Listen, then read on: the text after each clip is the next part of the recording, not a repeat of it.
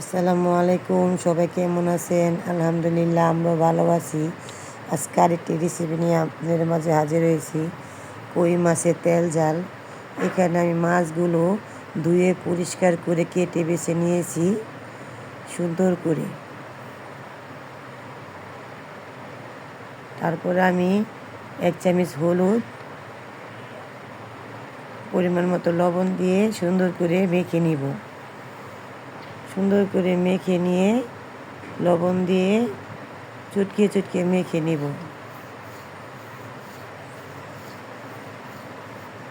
মাছগুলো আমার মাখিয়ে নেওয়া শেষ। এখানে আমি একটি চুলায় প্যান বসিয়েছি। প্যানের ভিতরে আমি পরিমাণ মতন তেল দিয়েছি। গরম করে এখন মাছগুলো ভাজার জন্য ছেড়ে দেব।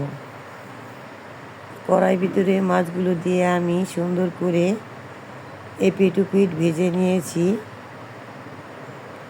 মাছগুলো আমার ভাজা হয়ে গেছে। এখন আমি উঠিয়ে নেব।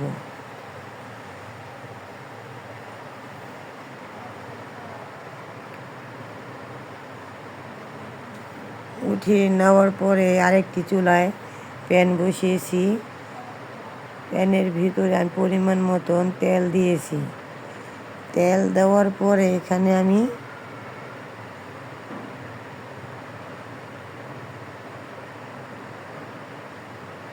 তেল গরম হয়ে গেছে। এখন আমি এখানে 1 কাপ পেঁয়াজ কুচি দিয়েছি। 1 কাপ পেঁয়াজ কুচি দিয়ে সুন্দর করে নেড়ে চেড়ে নিয়েছি। 1 চামচ লবণও দিয়েছি স্বাদ মতো। পেঁয়াজগুলো নরম হয়ে যাবে, লবণগুলো আগে পেঁয়াজের ভিতরে দিলে। সুন্দর করে নেড়ে চেড়ে নিয়েছি। কয়েকটা কাঁচামরিচ দিয়েছিলাম আমি। এটাও সুন্দর করে তেলের সাথে পেঁয়াজের সাথে ভেজে নিতেছি। লাল লাল করে ভেজে নেওয়ার পরে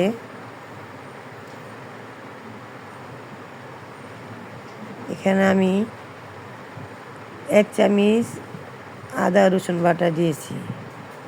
আদা রসুন বাটাগুলো সুন্দর করে দিয়ে নেড়ে চেড়ে আমি ভাজা ভাজা করে নিয়েছি।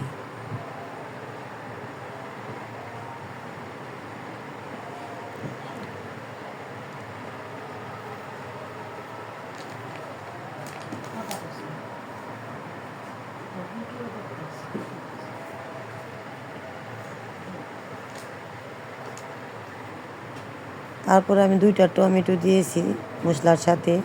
সুন্দর করে নেড়ে চেড়ে নিয়েছি। কষিয়ে নিয়ে সুন্দরভাবে এখানে আমি 1 চামচ হলুদ, 1 চামচ মরিচ, সামান্য পরিমাণ মতন ধনিয়া গুঁড়া দিয়ে সব কিছু একসাথে নেড়ে চেড়ে কষিয়ে নিয়েছি।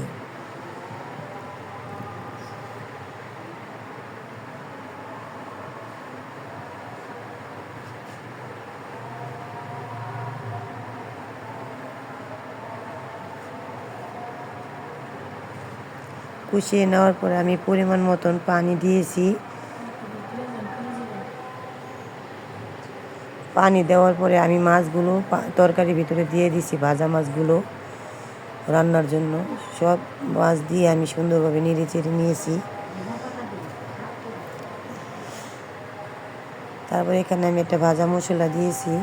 চাল, জিরা, তেজপাতা, শুকনো মরিচ সব একসাথে তেলে ভেজে বাটা করে এখানে আমি সুন্দর করে তরকারি হওয়ার আগে এটা আমি দিয়েছি। এই মশলাটা দিলে অনেক মজা হয় ও ঘ্রাণ হয়। তারপর আমি ধনিয়া পাতা দিয়েও পরিবেশন করেছি। এখন আমার তরকারিগুলো রান্না হয়ে গেছে। আপনারা বাসায় অবশ্যই এইভাবে রান্না ট্রাই করবেন। আমি যেভাবে রান্না করেছি, কই মাছ এভাবে রান্না করলে অনেক মজা হয়। আজকে এই পর্যন্তই। আসসালামু আলাইকুম।